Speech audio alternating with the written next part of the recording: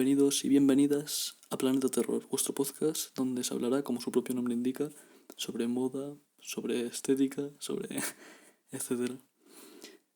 Antes de empezar, tengo dos cosas que decir. La primera es que esto es bastante amateur, no es profesional, ¿vale? No es un canal de radio tipo La Ser o la puta Onda Cero.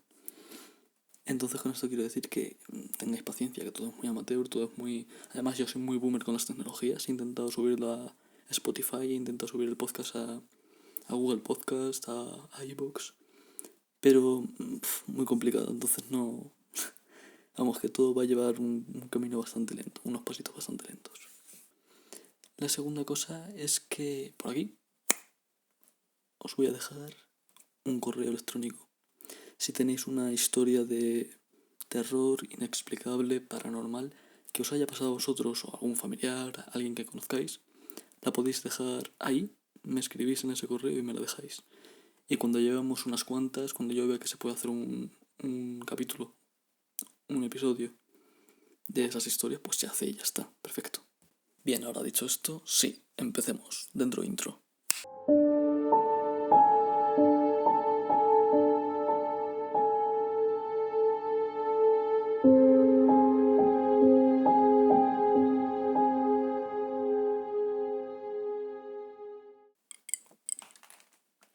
Mierda.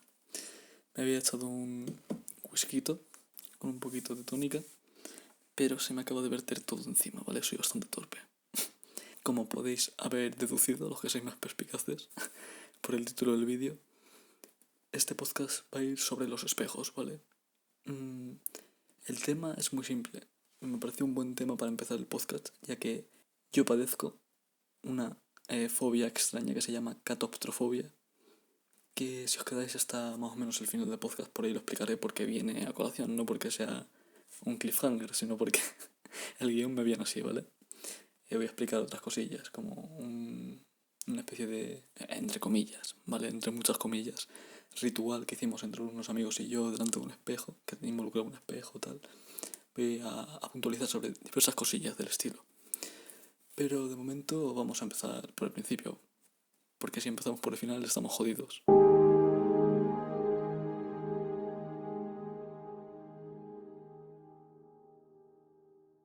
Los espejos es un tema que en lo que respecta a lo paranormal y demás, pues da mucho que hablar, ¿no? Es como que todo el mundo sabe alguna historia de terror o paranormal o extraña sobre los espejos.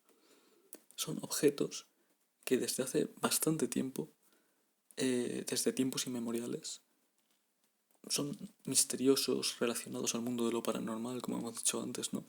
Por ejemplo, en la cultura asiática, concretamente en el Feng Shui, que a algunos os sonará. El Feng Shui es pues esta especie de filosofía que básicamente trata, grosso modo, involucra más cosas, pero que como tú dispongas ya no solo la posición de tu propia casa, sino el mobiliario, es decir, los propios muebles, tu puta cama, tu escritorio, va a influir de manera positiva o negativa en tu, por ejemplo, estado de ánimo, suerte, etc.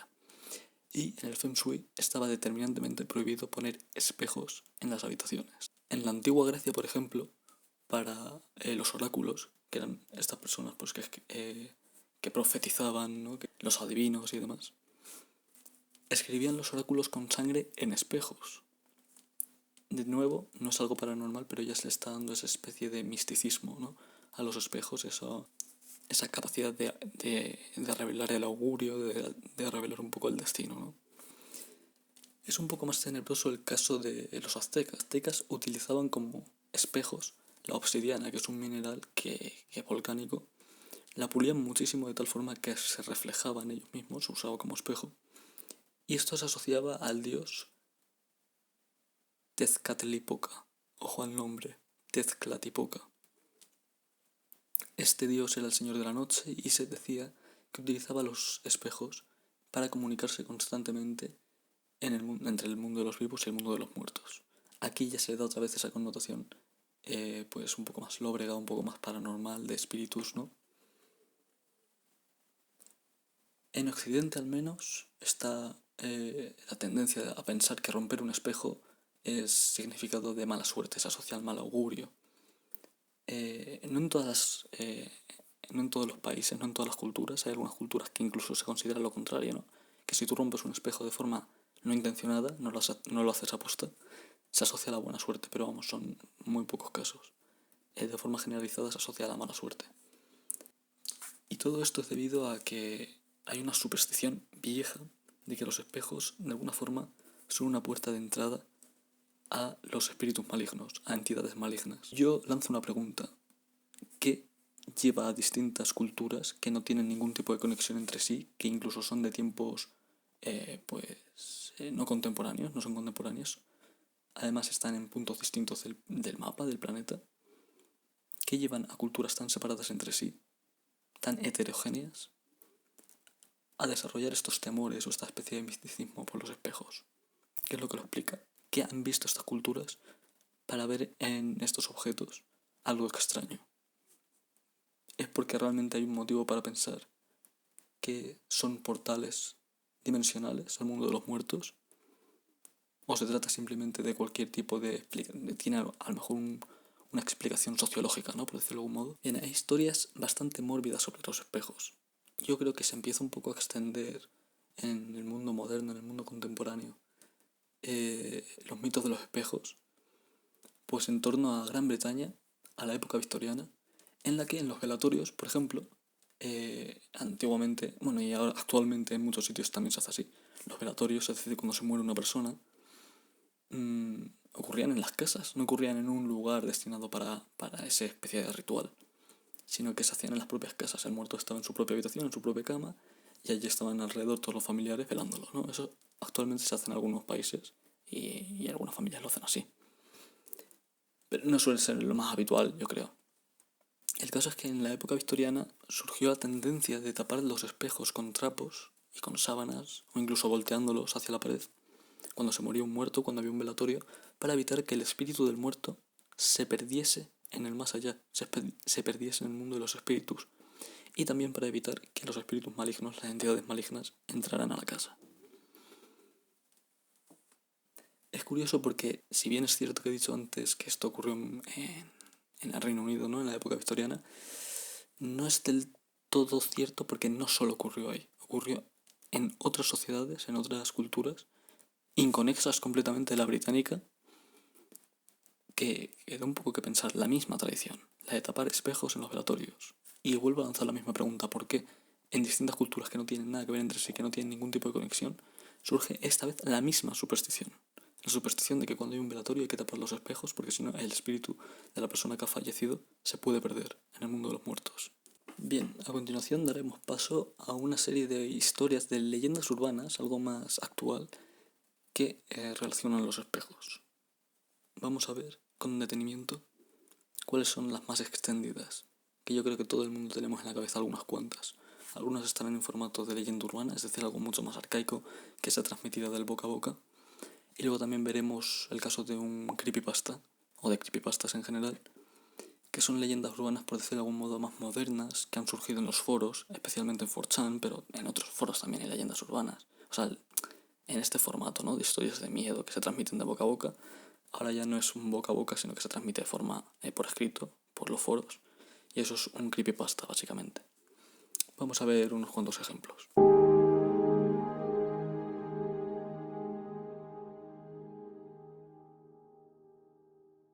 Yo no sé en Latinoamérica qué leyendas habrá sobre el tema. He leído que este caso en concreto que voy a contar se le conoce de mil maneras.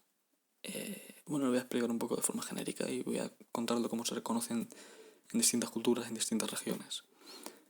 El caso es que si tú te sitúas delante de un espejo y haces X cosas, a veces es poner cierto número de velas y recitar X palabras, o en otras ocasiones es dar vueltas sobre ti mismo tantas veces y luego decir X palabras, invocas a una entidad en el espejo que te dice algo, te revela algo o simplemente te daña y punto, o incluso en muchos casos te mata directamente. Y hasta aquí un poco pues lo que viene a ser este tipo de ritual, ¿no? Tan extendido, como yo digo, del boca a boca. El caso en España más extendido es el de Verónica. No sé si os suena. En el idioma sajón se conoce como Bloody Mary. Aquí en España, de hecho, también hubo como su propia traducción, María Sangrienta, que de hecho el espíritu me imagino que será políglota o al menos hablará idiomas, hablará español e inglés, porque si tú no invocas por Bloody Mary sale, pero si la invocas por María Sangrienta también, ¿sabes? Es como que se ha sacado el título de inglés o el título de español, depende de dónde venga. Pero aquí en España generalmente se conoce como Verónica, ¿no? Y el ritual que se cuenta es casi siempre el mismo. Medianoche, tú te sitúas delante de un espejo, todo a oscuras, recitas 3 veces ese nombre y plof, sale el espíritu. Aquí pueden pasar muchas cosas. Lo normal, lo que más se suele extender es que te araña la cara, te araña, te marca, te agrede de alguna forma y se va y punto. Y hasta ahí ha quedado traumita. Pero depende de cómo se cuente o de quién lo cuente o en qué zona se cuente, lo que te pasa es distinto. Y ya no solo es distinto, sino que la forma de invocar en sí es distinto. Tengo sobre mis manos actualmente, tengo en mis manos ahora mismo un libro. eh, es un libro bastante feo, la verdad, de tapa blanda, unas 200 y pico páginas, cubierta completamente roja con un perro, la silueta de un perro negro dibujada sobre ella que reza Leyendas urbanas de terror. Un nombre muy apropiado para lo que va todo el libro. Y aquí dedican un capítulo entero, perdón, a la leyenda pues de las invocaciones en espejo, concretamente a Verónica. Aquí se dice que, bueno, te lo narran un poco en forma de relato. Una chica está con su grupo de amigos, están envalentonados, están bebiendo un poco, tal, están ya contentillos, de esto de que pillas un poco el pedillo con el alcohol, que por cierto, me acabo de acordar que tengo aquí un whisky de puta madre, así que le voy a echar un sorbo.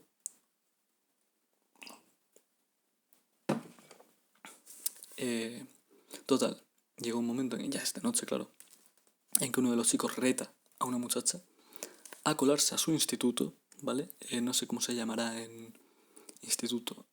Preparatoria se llama en Latinoamérica, no estoy muy seguro. La prepa, he escuchado muchas veces, ¿no?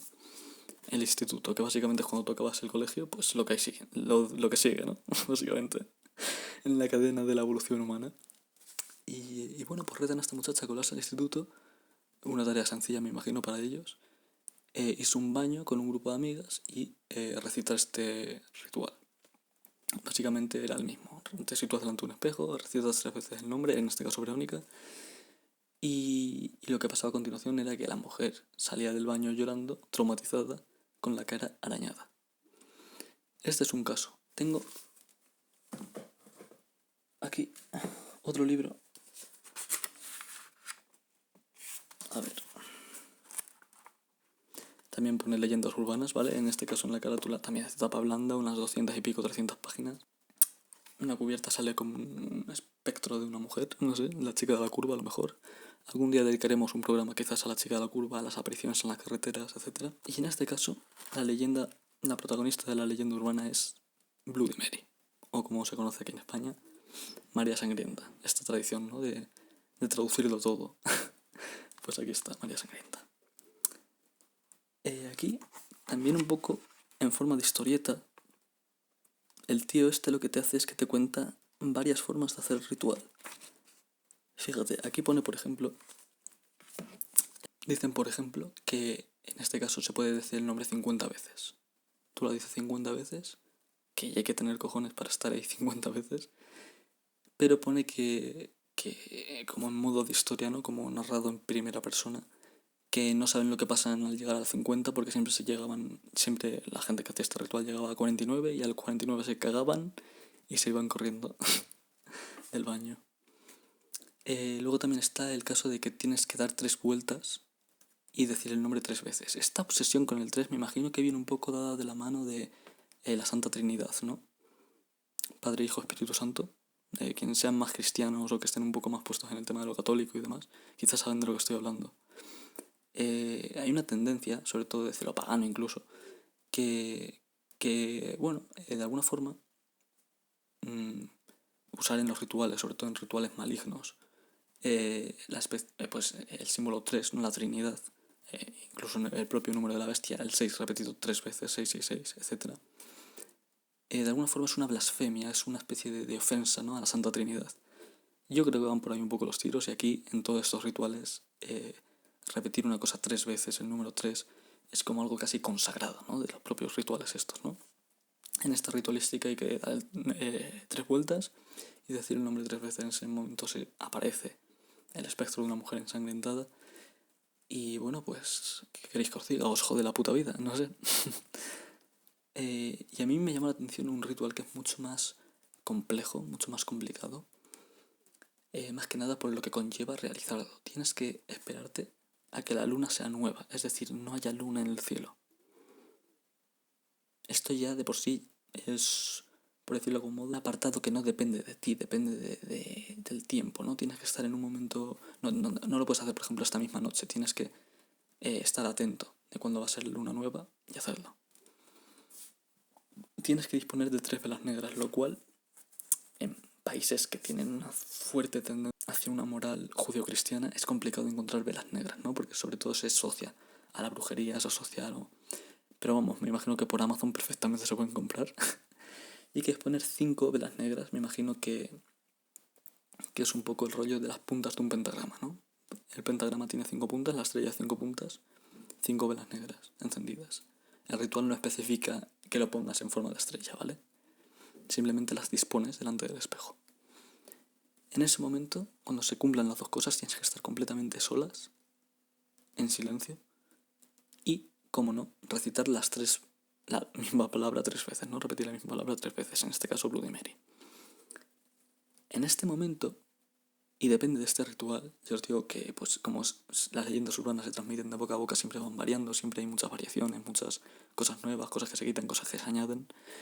Aquí lo que sucede es que el espejo se empaña y esto va a ser interesante porque muchas leyendas urbanas ya veremos que tienen que ver con esto. El espejo se empaña y aparece como si estuviese escrito con un dedo desde dentro del propio espejo, en la neblina, una fecha.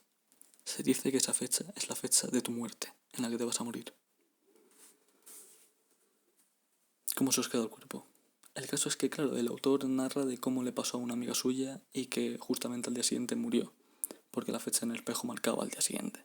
Obviamente es una leyenda urbana, yo siempre hago alusión al juicio crítico, pero por mucho que se haga alusión al juicio crítico, por mucho que se esté uno bastante aferrado, ¿no?, al método científico, coño, los temas paranormales, los temas extraños, los temas de terror, los temas inexplicables, de alguna forma son atractivos, ¿no? Despiertan en el ser humano esa especie de atracción. Bien, he dicho que iba a hablar de leyendas urbanas, como ya ha sido el caso, pero también hay casos de creepypastas, ¿no? Es decir, leyendas urbanas más modernas, más actualizadas a nuestra época, incluso en la forma misma de transmisión, ¿no?, de las propias leyendas urbanas. Os voy a traer el caso de Baby Blue. Baby Blue. Esta leyenda urbana dice, o creepypasta, como lo queréis llamar, lo vamos a llamar ritual mejor. Este ritual, básicamente tienes que estar en un baño sin ningún tipo de ventanas. Tiene que ser de noche, como no. La nocturnidad siempre se asocia, ¿no?, sobre todo a la magia negra, las invocaciones, etc. Y empañar el espejo. Para ello tienes que abrir el grifo de agua caliente y esperar a que se empañe el espejo. Es bastante tedioso. Yo lo intenté el otro día y es jodidamente complicado, ¿vale? O sea, eso tiene que ser lo típico, que estás en invierno, te duchas, se empaña el espejo y dices, mira, ya se empañó el espejo, ya tengo esto quitado, ¿no?, del ritual. En ese momento, cuando ya se empaña el espejo y demás, tienen que apagar todas las luces, pero no solo del baño, sino de toda tu putísima casa. Tienes que estar completamente a oscuras y a solas. Es decir, lo cual es complicado si eres joven. Normalmente los creepypastas se pasan entre gente joven. Porque es complicado estar solo en casa completamente, ¿no? Como Macaulay Culkin. Es complicado que se dé esa situación, se da muy poco.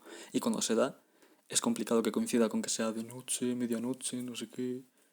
Es un ritual un poco complejo de realizar, pero bueno, no es imposible.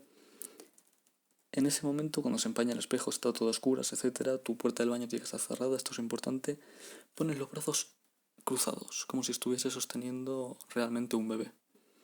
En ese momento, meces suavemente los brazos, como realmente si estuvieses meciendo un bebé, y tienes que escribir con la yema de tu dedo en el espejo, en el vaho, Baby Blue, bebé azul por su traducción. Esperas un poco, pero realmente poco. Va a llegar un momento en que vas a comenzar a sentir un peso sobre tus brazos, como si realmente estuviese sosteniendo algo, como realmente si estuviese sosteniendo a un bebé. En ese momento lo vas a sentir su piel fría, vas a sentir que ese bebé no está vivo realmente. Y vas a notar como este ser, esta especie de invocación, intenta trepar por tu pecho, por tu cuello, hasta llegar a tu rostro. Y vas sintiendo sus manitas, arañándote la cara, aferrándose a tu piel. Sus frías y húmedas manos. Este es el momento para dejar caer la criatura al suelo y salir del baño. Y en el momento en el que salgas del baño tienes que encender todas las luces. Porque cuenta el creepypasta, cuenta el ritual, que si no lo haces a tiempo, una mujer saldrá del espejo diciendo a gritos que le devuelvas a su bebé.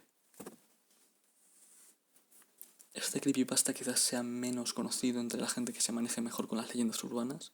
Si te manejas mejor con los creepypastas seguramente te suene porque es bastante famoso este tipo de ritual. Y rituales sobre los espejos hay un montón, hay una cantidad increíblemente grande.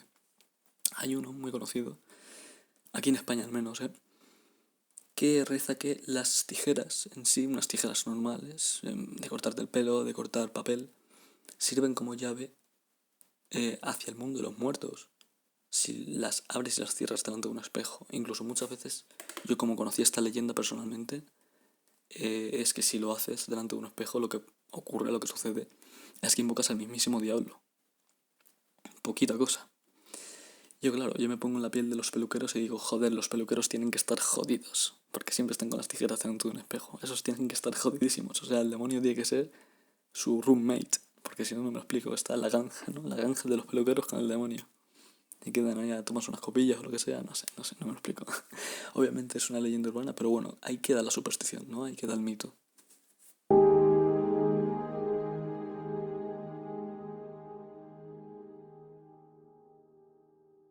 Bien, ahora vamos a pasar un poquito al último apartado, ¿no? Al apartado número 3, por decirlo de algún modo. Voy a hablar de dos fobias que tienen relación con los espejos, para que veáis hasta qué punto ha calado ese miedo irracional hacia los espejos, esa especie de misticismo atribuido a estos objetos, que incluso en la sociedad se ha creado fobias distintas respecto a los propios espejos. Y después les voy a contar, joder, lo siento, el famoso ritual que hicimos con amigos en un espejo. Bien, la primera fobia que voy a hablar de ella, voy a quitar ya un poquito el hype, es la que a mí me ocurre, y no en gran medida, ahora os explicaré cómo yo la vivo. Un segundito, me voy a tirar un eructo, os aviso por si os queréis apartar del cipote este, de vuestro equipo donde estéis reproduciendo esto. Vale, ya está. Ya se ha acabado el eructo, puedo seguir comunicando el podcast. No sé qué estaba diciendo, la puta fobia esta que estoy diciendo que tengo. Catoptrofobia se llama la fobia en cuestión y básicamente es un rechazo a los propios espejos en sí. Y os voy a contar un poco cómo me funciona a mí. Rechazo a los espejos me refiero a precisamente eso, como su puta palabra lo indica, un rechazo, una fobia, una especie de no es miedo, pero sí que es una especie de respeto extraño, inexplicable por los espejos. No quiero tener, de hecho yo en mi habitación no tengo, y no es por feng shui ni pollas en vinagre, lo tengo muchísimo antes de saber que el feng shui mismo prohíbe tener espejos en la habitación. A mí me dan mal rollo, y no quiero estar en un sitio donde haya muchos espejos, por ejemplo. Yo, por ejemplo, si estoy con colegas o lo que sea, pasamos a una tienda, me pruebo ropa, lo que sea, voy al probador, me la pruebo, tal, no pasa ni media. Si yo voy a un baño público, meo, tal, pues yo que sé, hay espejos, bueno, en fin. El rollo es que, por ejemplo, cuando yo estoy en mi casa, está todo oscuro y tal, paso por delante del baño, el espejo se dispone de tal forma que delante suya está la puerta. Es decir, que si yo voy por el pasillo y cruce por el umbral de la puerta, por cojones, por el rabillo del ojo veo el espejo. Eso me produce a mí una inquietud y un malestar que os cagáis. O sea, increíble. En mi baño da la casualidad, bueno, imaginaos una habitación al uso con sus 4 paredes, ¿no?